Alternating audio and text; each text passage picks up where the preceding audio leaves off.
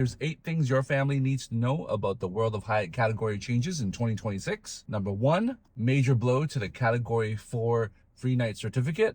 A lot of families get the World of Hyatt personal credit card and pay $95 in order to exchange it for a free night certificate from Category 1 to 4. There are 14 properties that are going up from 4 to 5. The most notable ones are the Hyatt Regency Grand Cypress and also the Hyatt Place Santa Cruz. Number 2, family-friendly brands like Hyatt Places and Hyatt House are also getting bumped. There are 60 total Hyatt Places and Hyatt Houses that are moving up and only 4 that are dropping down. This definitely will hurt my family, specifically for volleyball travel. We like to use Hyatt Places or Hyatt Houses for those weekend tournaments, and this is going to hurt. Number 3, Florida is going to go up for families.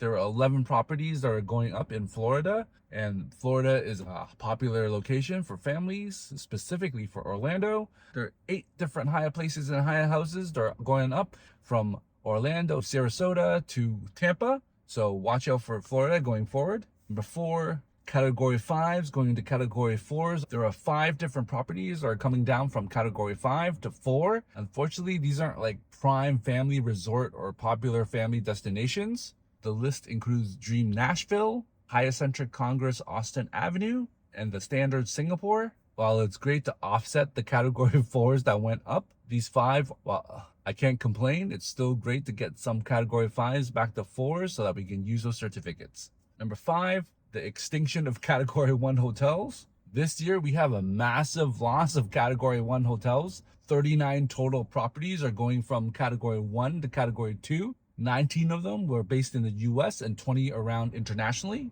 Category 1s are still the best way to get 3 elite qualifying nights if you're running for Hyatt Globalist. However, it's going to be even harder to find a Category 1 going forward, and it's going to even cost even more with the devaluation of their award chart. Number 6, say bye-bye to aspirational luxury. There are 5 major properties that are moving from Category 7 to Category 8. Some notable ones are the Hyatt Regency Aruba, there's the Andaz 5th Avenue, the Park Hyatt London Thames River. All are now going to be Category 8 going forward, and your Category 7 certificate for your globalists will not be valid. Plus, with almost 20% increases on the standard rate for Category 8s with the new award chart, it's going to cost even more. Number 7, there's a silver lining for SoCal visitors. While the budget options got more expensive, like the Hyatt Places and the Hyatt Houses, there are a few luxury options that actually came down.